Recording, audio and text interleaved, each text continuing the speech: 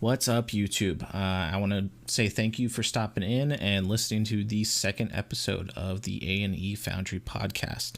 I also want to give a big shout out and thank you to my guest today, Solomon Blair. He is a developer over at Pixologic. They're the guys who create Zbrush, the program that I love and hold dear to my heart so much. And yeah, Sol's a cool guy, super humble, and I'm lucky to call him my friend. He's an amazing artist and just filled with tons of wisdom and knowledge. And that being said, I kind of screwed up today and didn't check my audio settings on the podcast and only caught about the last 45 minutes to half hour of what we talked about. Even that being said, there's still some nice tidbits in there, but I do plan on bringing Saul back onto the podcast and doing a lot more collaborations with him. So let's get to the show, and I hope you guys enjoy.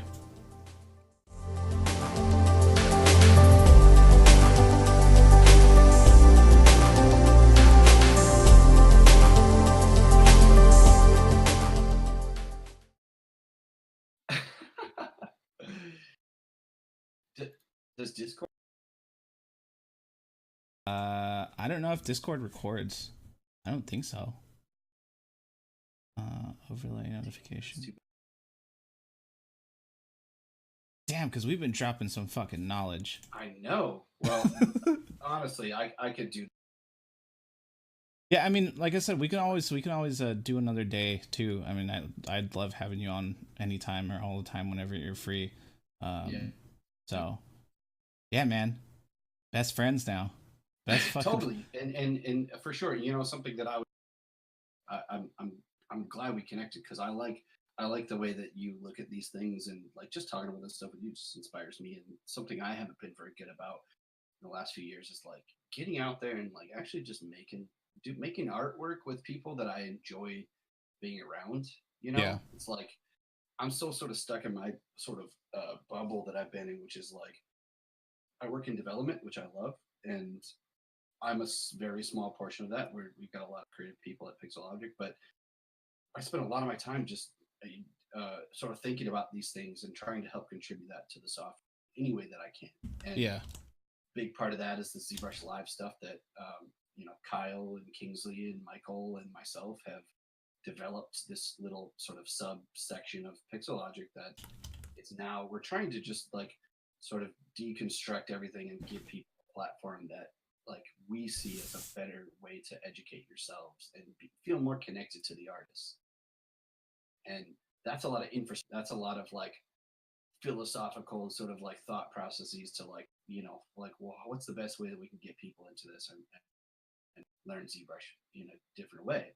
And this was one of those ideas, and the podcast is an extension of that, which was something that we had to fight for to get to work, but eventually it was worth it because like just you and I talking about this stuff now, this is the stuff that I think defines or makes the difference between a person being able to succeed on their own and figure out how stuff works.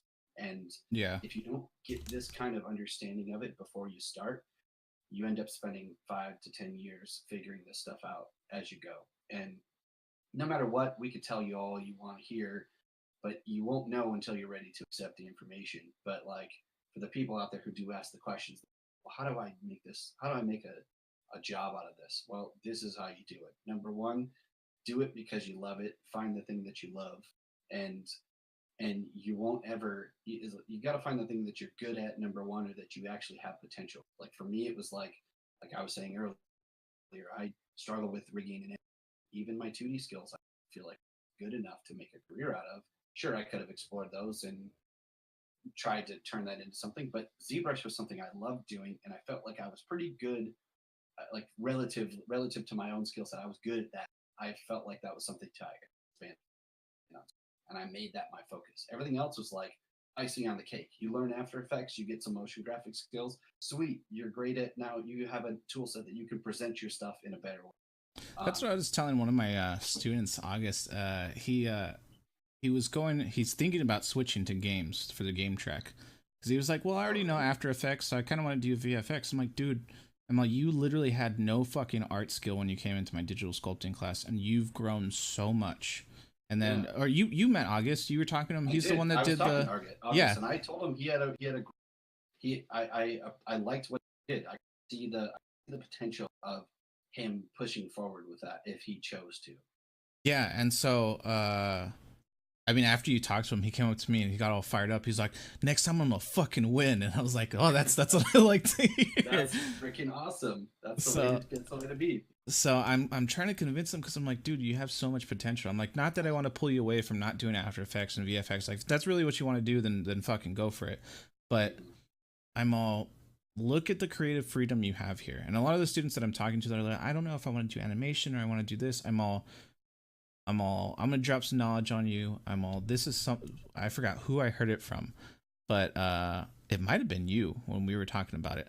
But when you find a piece of software or a tool that no longer limits you to think and you can just flow creatively, freely, you know that's something that's you want to do or should be doing. Totally. And that doesn't necessarily have, like, that's a good point, I think, to kind of unpack, is like, and maybe you can sort of weigh in on, you should weigh into this, but my perspective is I kind of transitioned my thought process on what, like, my stance on this. Like, when I started off, I kind of got a generalist understanding. I learned a lot of Photoshop, Illustrator. I learned Dreamweaver. I was like, figured out how to, develop a web page, then going into like things like Maya and Cinema 4D, and I spent a lot of time in After Effects for a few years. And each one of those pursuits was kind of fun in its own way. I never necessarily like wanted to make a career out of it, but it was like I found it enjoyable to learn how to do something with and make something with a vision. Like, I remember Fallout 3 was a big game at the time when I was using Dreamweaver. So like I made a whole web page designed around like a Pit Boy, like this sort of green, like sort of futuristic, like vision of the future from like the 1950s. Nice. It was cool. It was like a lot of 2D stuff, but it was like, I'm cool. I'm down with this, but this isn't necessarily what I want to do with all my, so then I'm going to try something. And I just followed that sort of progression of things. And like I was saying earlier, like Zbrush just kind of stuck. But like, even now, like people ask that question, it's like, well, is it better to be generalist or is it better to be specialist in one thing? I used to think when I started off, I was kind of a generalist, but Zbrush was kind of like a little bit higher than everything else. So I figured, well, that's the best thing I can at least focus on. And that got me a job. And that got me a bunch of freelance gigs before that until I got to Pixologic. And, I was kind of timid with the studio route. I don't know what it was. I didn't necessarily like the idea of going to work in a studio per se. Yeah. But like, that was me. That's not for everybody. And then some people, I think it's good to get your studio gig and be a specialist. But like later in my career, 10 years later, I've kind of been specializing in ZBrush, everything in that sector for a long time. And I find myself now looking back to the skills that I have picked up along the way, and I'm like, I was just bouncing around this idea of I wanted to come up with a new stream idea to like incorporate ZBrush in design, 3D sculpting, but make something totally different. So like when I sculpt, my music is insane. Like I'm listening to something totally different. Like I'll go from classical to like cyberpunk to like like everything except country. Basically, it's like the only genre I won't mess with. But like I make a sketchbook playlist every month of just music that I'm listening to, and I like to explore different things, and that kind of fuels my work. And I was thinking like music is a big part of my day and my art. So how can I infuse the two? And I'm still working out what to do here. Maybe bringing in Cinema 4D, but taking a song and using, say, the waveform to drive a shape. Like take a 3D object, send it over to Cinema 4D, use the sound or a particular part in that song to make something, to give you some totally different thing, like assign it as a procedural effect to like, spheres bouncing on an object, or just something to create some sort of organic shape. And then using that to bring back into like as a template to sort of like, I don't know, it's a very abstract thought, but like trying to sort of explore these ideas and get into. So you'd be kind of playing Scribble, but with ZBrush. Mm-hmm. Exactly. Like we were talking about earlier, you sit down at ZBrush and you start making something without reference. Well, this would go a little bit deeper, but like sometimes I'll get onto a certain genre of music that like really feels good that day, and Yeah. it like makes me inspired to like work on the thing I'm working on. Well, I always ask the question like, well, what is it about that song that makes me feel so good about it? And what would that song look like?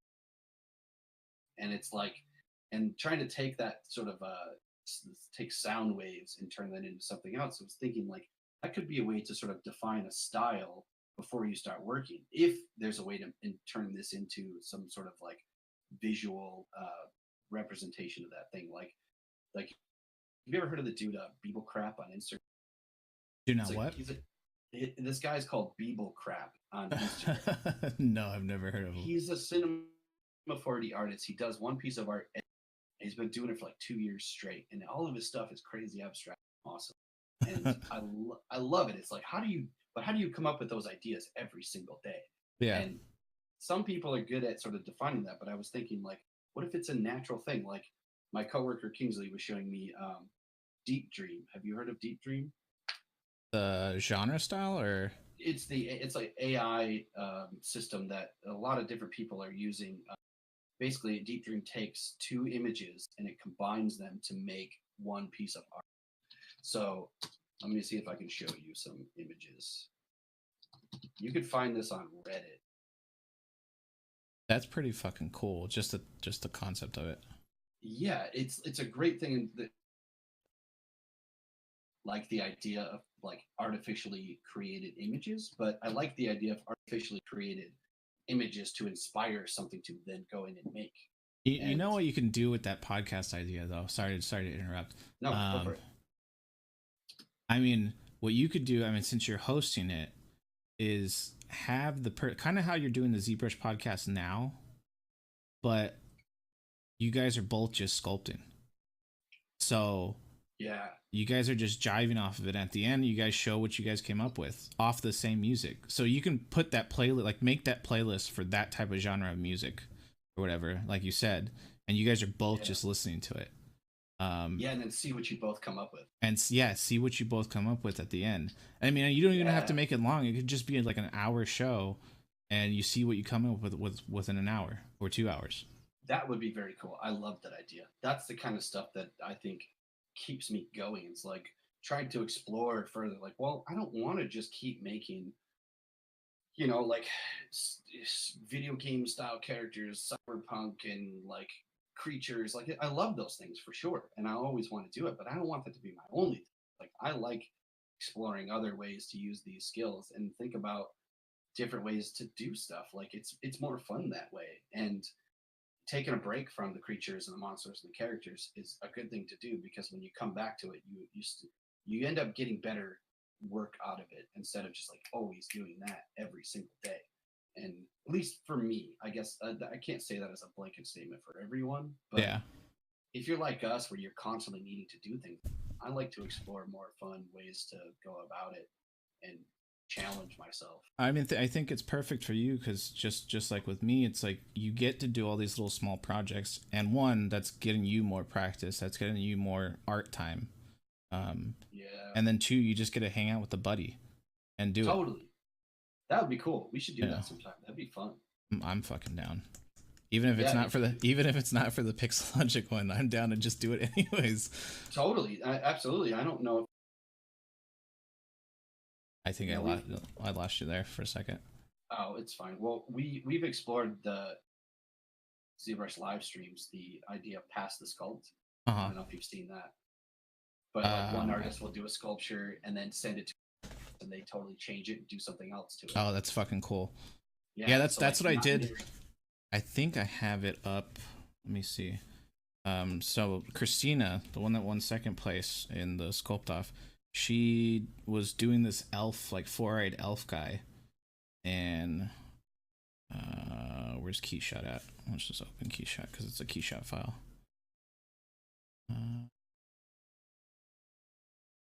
And so I asked her, I was like, "Hey, I like that head for a base. Do you mind me taking it and like running off with it?" She's like, "Yeah, go for it." So I'm trying to find what I did and where it's at. Don't you? I don't know how messy your desktop is, but my desktop gets extremely messy, and I always have to like So reorganize it. I'm like, every few months, I go like I actually on Friday at work, I spent my lunch break and an additional hour cleaning that thing up, and it took forever.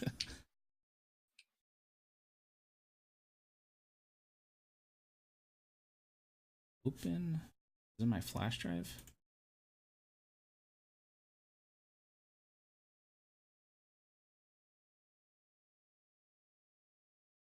eShot renders, no. Oh, Alien Yakuza. So I ended up making this weird amphibious alien dude. I was like, I'm gonna give him a cigar and give him a, what is it called? They're called botens? No, bokens. The wooden Tokens? the wooden practice swords. Oh yeah, totally. I'm gonna share my screen real quick. Patience. Yeah, so then he ended up turning out like this, but it was like a four-eyed elf, and then I turned him into like a demon fish, and then I gave him the tattoos and everything, and then I ended up changing it from a sheath sword to an actual wooden sword in the render. I have to finish the render though. Awesome. That's so cool. Like that's the stuff I love. Is like, and I think that's something that artists can benefit from. Is like being able to collaborate like that. It helps you to push your own stuff to see how somebody else might do something. Like I don't know, like freeing yourself from like the marrying yourself to the sculpture and the idea is like the less that you care about keeping it a certain way, the more I guess loose you can be, and like being flexible and willing to change is a pretty good thing. It's at least when you're designing, right? Like Oh yeah. Oh shit. My pen pressure went out. I gotta restart Zbrush. well, it's like you lay in that clay buildup, that print pressure. Yeah, that's cool. Yeah, like the deep dream concept, I sort of inspired that idea. It's like, well, what if I don't want to. I want it to be a natural sort of inspiration and not like taking just two images of somebody else's work and using that reference, going a little bit deeper. And I don't know. I think that there's something there, but if I find a system, I'll let you know. I think that there's I'm gonna have to get some other tools in there maybe to play around with the idea. Yeah, I'm down, man. I mean, even if you do, I'd be so nervous if you brought me on the Pixologic one. I'd be like, "What am I doing here? I don't deserve to be here." Like, Yeah. Well, I don't know. That kind of stuff I'd love to do. So like maybe just playing around with doing some different like screen sharing. Like I love the idea of playing a certain genre of music. If you follow me on Spotify, I'll do I call it Sir Scallywag's sketchbook, and I do one every month. So I'll be on like I try and do a different genre each month, and I usually start with one song, and that one song sort of inspires another one. And I just go down like different radios and check out other like related artists, and I just like cultivate one playlist for each month. So like I go back 6 months ago, and I was probably listening to like Pink Floyd and like the Who, and then like the next couple months later, it was like um, Gustav Holst's um, his whole album that he made classical songs for the each planet in the solar system. Like, that inspired a whole nother like, playlist in itself. Which was what? like, yeah. Have you listened to that, by the way? No, that sounds fucking awesome. Oh, dude, each song you actually heard some of these songs in like these were made I don't know, almost 100 years ago. But he like these songs have defined like tons of famous film scores. Like this, the theme song to Gladiator is basically a direct sort of reference to one of the songs in this series that he made. Um, What? like the theme song to Alien. What? Uh, Oh, have you seen that? I don't know how long it was posted. Have you seen that Geiger art in motion? oh no, that sounds freaking awesome. I shared it on Facebook. If you go on my Facebook page, it's like a 9-minute video, and somebody took some of his art pieces and I think chopped it up and put it into like After Effects, Oh, and just animated the fuck out of it. It is a mind fuck, and of course it's got like the cool alien music in the background. and you're just like, what the fuck am I watching? And of course, it's a little pornographic because of course Geiger, his shit was pornographic in the sense Yeah, where he was just like, this is humanity, and this is what totally. we care about and all that shit. So yeah, it's just a mind fuck to watch, but it's Oh, this is so amazing. cool. Yeah, no, See, I this is like people like his Giger's. He was his inspired by something too, but like yeah. he's sort of like an anomaly where like that guy might have just been in his own world and been able to envision all these things. But who knows? I mean, it's hard to say, but like I love this like things like this where like you're taking some of his work and you're putting it in motion and adding something to it that like I don't know, there's something so cool about this and inspiring to like drive other ideas maybe. Yep. I mean, it's kind of funny because I never really, I guess I could say, studied his artwork a lot or watched Aliens all that often because they used to scare the shit out of Yeah. me as a kid. But I find I'm on that dark spectrum of what I like to do with my artwork. Like it's either sexy or it's fucking dark and twisted as shit. Like Yeah, that right. that's my artwork. It's So interesting. Those are like very I guess they sort of complement and contrast each other. You do some crazy work, you do some crazy, creepy stuff too. It's like you kind of, I guess it's sort of an exercise. Maybe you just naturally, I don't know. I find that interesting. Like what the subject matter people tend to choose is always kind of a direct correlation to that person or like your style or whatever it is. It's interesting. Like I think some people choose things based on careers. Like you're going to make stylized character work. You know, I think that ends up being the reason people do that. Is well, that's a whole industry in itself. Like you, like what would you make if you were just completely on your own and you didn't have anybody telling you that you needed to do that for a job? What would you go in there and Zbrush and what would you design? I, And I think that's what I that's something loved. everybody can do. I think that's what I loved about not going to the studio route. It allowed me to Yeah, really find my style. that's awesome. And I don't my how I look at my style. I don't see it as realistic or stylized. Like I can do semi-realism. I need to practice more on getting those realistic details, and I Yeah, can do stylized, but I kind of sit somewhere in between, like yeah, and in the forms that I make and the shapes that I make. And I guess that's why I like Joe's stuff so much, because I feel like that's how he is with his art.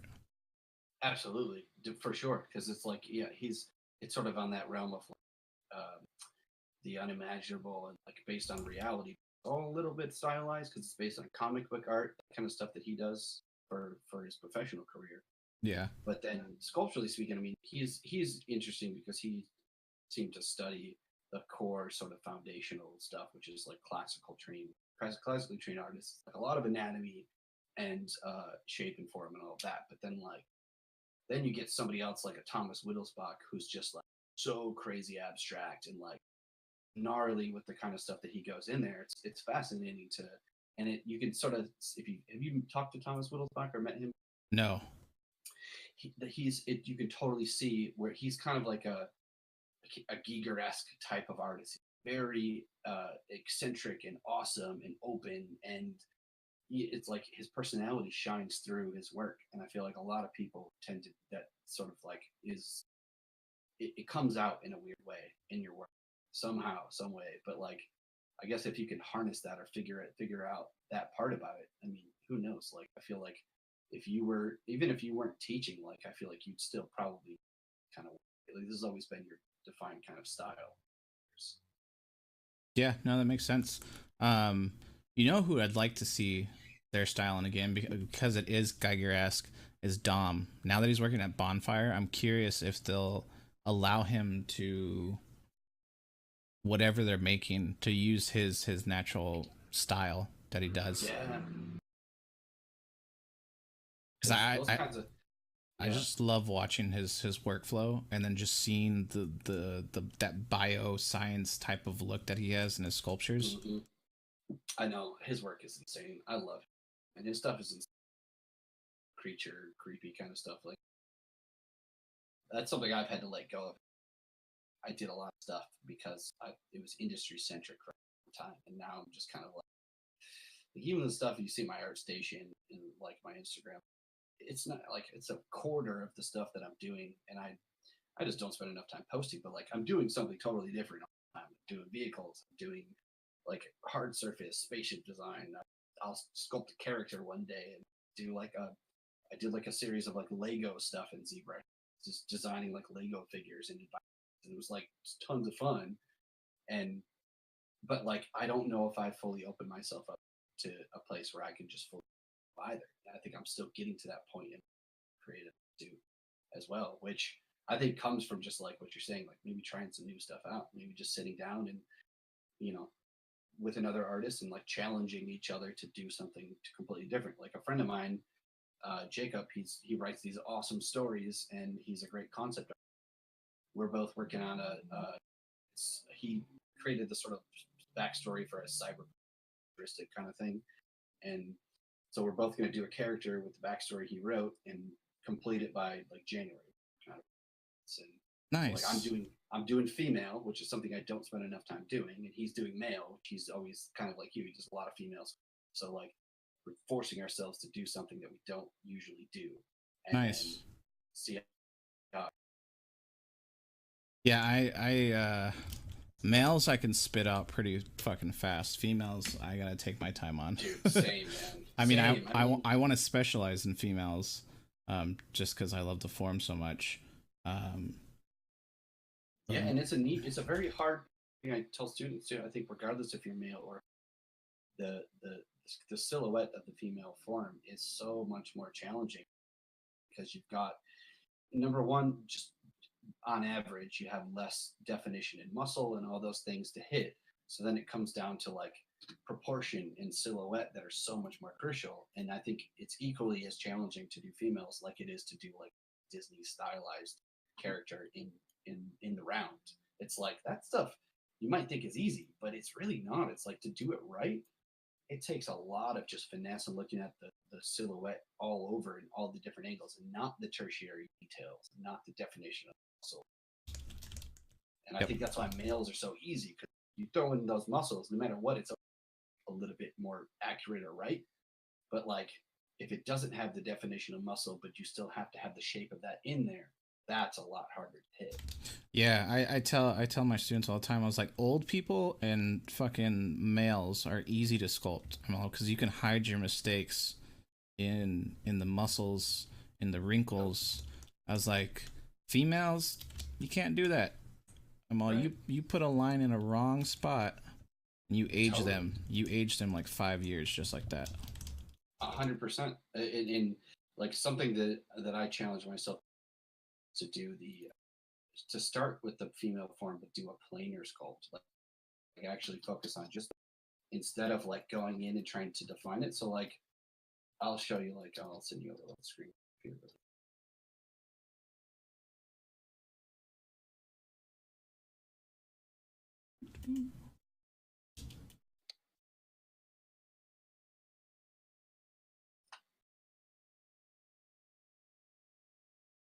Well, if you're down, man, just off topic, when I have that collective up, if you'd want to be part of it, I'd love to have you.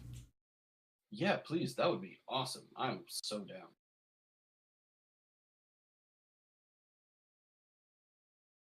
My student's graduating in May, I believe, and she's just like, I don't know what to do. I was like, really? I'll get the collective up so then you can start making art, and then I'll help you start getting freelance and everything. So that's cool. But she's moving back to Seattle, and she knows she doesn't want to do games. She wants to do more collectibles. Mm-hmm. So she just wants to be able to live where she's gonna live and still make art and make a living off of it. So yeah, dude, it's like that can be a challenge, but it's a good challenge to try to meet, I think, because if you can make that work, it's just so much better. Yeah, I let her know my back history, but luckily she has her husband, and he's actually going in the audio program at the LA Film School. Okay. So I think she'll be okay, because I know Josh is super supportive of her, and they'll be okay. Yeah, so. Totally. That's good to have in a partnership.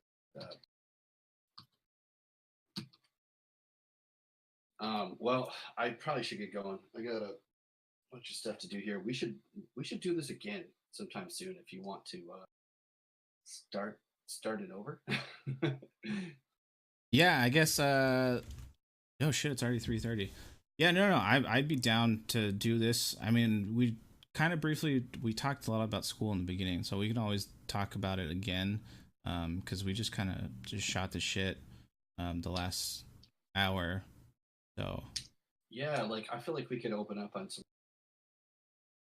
Yeah, I mean, there's so much more. I mean, you have the list that I came up with so far. So if you have any other ideas that come up or topics, I'd love to hear your opinion on it and shoot them my way, and then we can work something out. Cool, man. That sounds great. Yeah, let's plan something. I mean, if you ever get that other one on Pixologic, I'd be down to go on and do that with you, or just do it here. And I know Justin wants us on the 10,000 hour one, so that'd be fun to get all of us in the same room and just. I agree. If I think we'll probably talk about that and see what he would want to do, and the next year for Zbrush Live, we're gonna try and pitch some of these ideas and experiment with them more. So if we can do it on the Pixel channel, if it doesn't work out, I'm always down to do it here with you. I think it might be. I think a little bit more freeing to do it in a separate place, anyways. Yeah, there's no overlord to have to worry about. Exactly. Totally. Yeah, no. All right, brother. Well, thanks again. So much, man. No, I'm glad. Like I said, I'm glad we got to connect and really get to know each other a little bit more. So I'm definitely looking forward to everything in the future. For sure. Let me know when you're going down to Justin's. I'm gonna follow up with him and Dimitri tomorrow, if not tonight, and then maybe we can coordinate something to just hang out all together. Dude, sounds good, man. I'll definitely keep in touch for sure. Cool. All right, brother. Just FYI, the next couple weeks away, going back home for Michigan for Thanksgiving. And, okay. So like in a few weeks, maybe we could like set something up again soon. Okay. Yeah. No, that sounds good. All right, dude. Good chat. I'll talk to you soon, man. Sweet. Thanks, brother. I'll talk to you later. Thanks. Peace. All right, guys, that was episode 2. Again, I am sorry I messed up and it was so short. We had gone over tons of things over the past 2.5 hours that we actually spoke, and I wish you guys could have heard it. But you know what?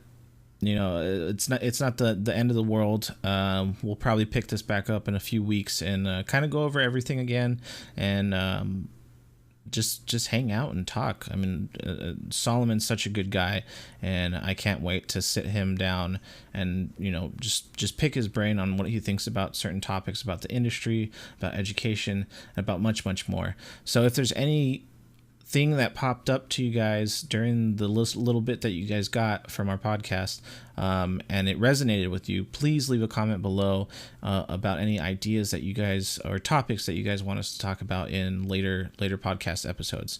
Other than that, I hope you guys have a wonderful weekend and happy Veterans Day to you veterans out there. Thank you for your service.